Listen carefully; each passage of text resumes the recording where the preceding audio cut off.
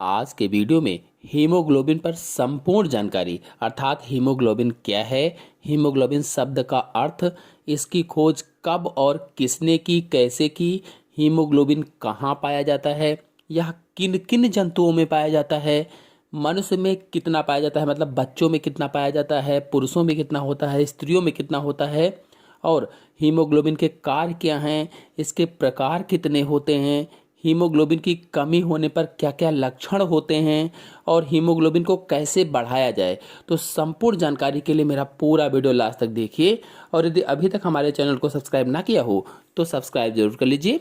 चलिए सबसे पहले हीमोग्लोबिन शब्द का अर्थ समझ लेते हैं। तो देखिए, हीमोग्लोबिन शब्द में हीम का मतलब है आयरन कंटेनिंग पिगमेंट यानी लौह युक्त वर्णक और ग्लोबिन का अर्थ है प्रोटीन।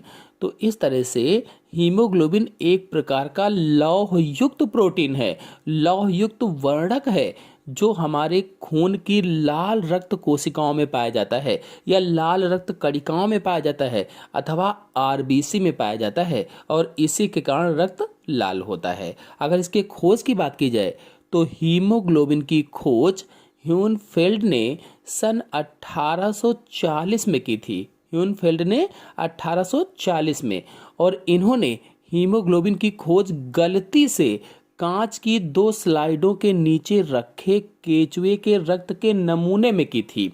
जो कांच की 2 स्लाइडें थी उसमें केचुए के रक्त का नमूना रखा हुआ था, उसमें की थी, जिससे इन्हें क्रिस्टल के रूप में हीमोग्लोबिन प्राप्त हुआ था। बाद में सन 1864 में हॉपी सेलर द्वारा इन क्रिस्टल को हीमोग्लोबिन नाम दिया था। कुल मिलाकर कहें तो haemoglobin was accidentally discovered by Henfield in 1840। और हीमोग्लोबिन श्वसन वर्णक है, श्वसन वर्णक यानी रेस्पिरेटरी पिगमेंट होता है।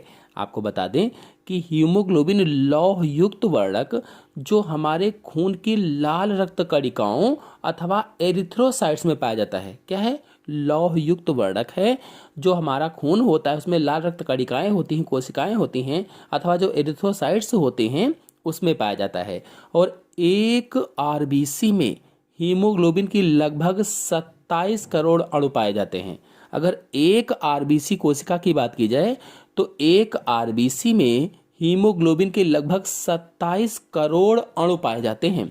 और 27 करोड़ का मतलब है लगभग में 270 मिलियन, अर्थात एक आरबीसी में लगभग 270 मिलियन हीमोग्लोबिन अणु पाए जाते हैं। और एक आरबीसी में लगभग 30 मिलीग्राम हीमोग्लोबिन होती है। अगर एक आरबीसी की बात की जाए, ग्राम की बात की जाए कि कितने ग्राम में हीमोग्लोबिन होती है, तो एक आरबीसी में लगभग में 30 मिलीग्राम 30 mg हीमोग्लोबिन होती है। बता दें कि हीमोग्लोबिन की मात्रा जन्म के समय बच्चे में सर्वाधिक होती है, सबसे अधिक होती है। अर्थात जन्म के समय बच्चे में लगभग 23 ग्राम प्रति 100 ml रुधिर होता है। मतलब 100 ml खून में 23 ग्राम हीमोग्लोबिन जन्म के समय बच्चों में पाई जाती है। और एक स्वस्थ वयस्क पुरुष में हीमोग्लोबिन की मात्रा 14.5 से 15.5 ग्राम पर 100 ml होती है। यानी स्वस्थ पुरुष के 100 ml खून में 14.5 से 15.5 ग्राम हीमोग्लोबिन पाया जाता है या इसके बीच में हीमोग्लोबिन पाया जाता है। जबकि स्त्रियों में 13.5 से 14.5 ग्राम पर 100 ml पाया जाता है। अर्थात महिलाओं के खून में यानी महिलाओं के 100 मिलीलीटर खून में 100 ml खून में 13.5 से 14.5 के बीच हीमोग्लोबिन पाया जाता है। और हीमोग्लोबिन किसके किसके खून में अगर पाया जाता पूछा जाए तो सभी कशेरुकी जंतुओं में, मतलब सभी वर्टिब्रेट्स एनिमल में, एनिलिड्स में, मोलस्कन्स में आदि में पाया जाता है। एनिलिडा और मोलस्का में हीमोग्लोबिन जो होता है वो प्लाज्मा में घुला रहता है। प्लाज्मा में, जब मैंने रक्त का भाग आपको बताया था तो उसमें प्लाज्मा के बारे में समझाया था, तो हीमोग्लोबिन उनमें प्लाज्मा में घुला रहता है। अगर हीमोग्लोबिन के कार्यों की बात की जाए तो पहला कार्य है हीमोग्लोबिन ऑक्सीजन का परिवहन करता है। अब ऑक्सीजन के परिवहन में 2 तरह से कार्य करता है।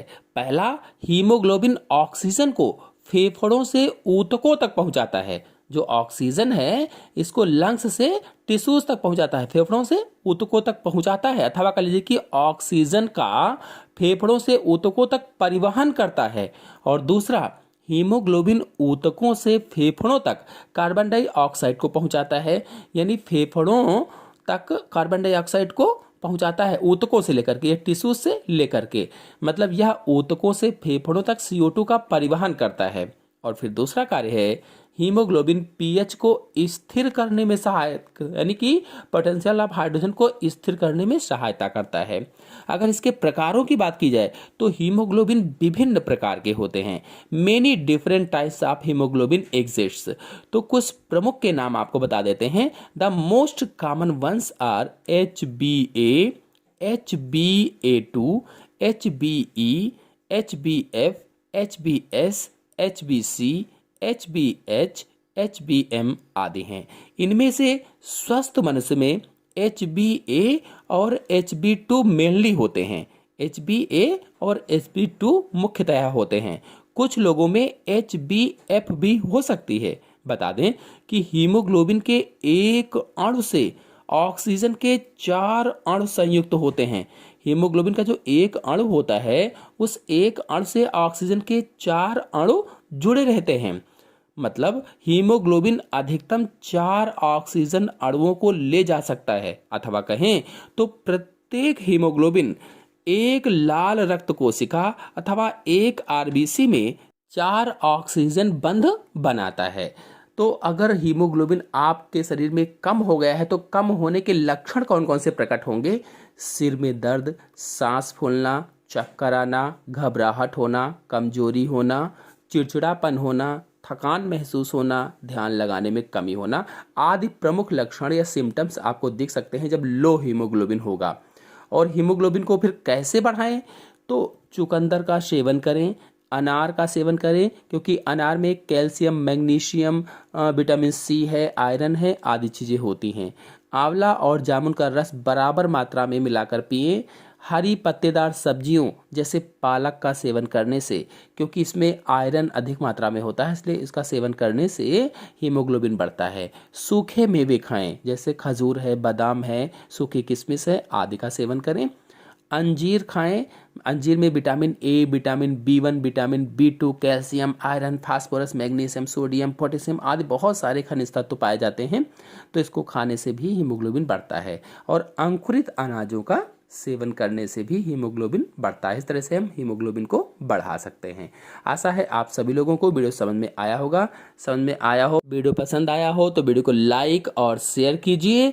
चैनल पर नए हैं तो चैनल को सब्सक्राइब कर लीजिए। धन्यवाद।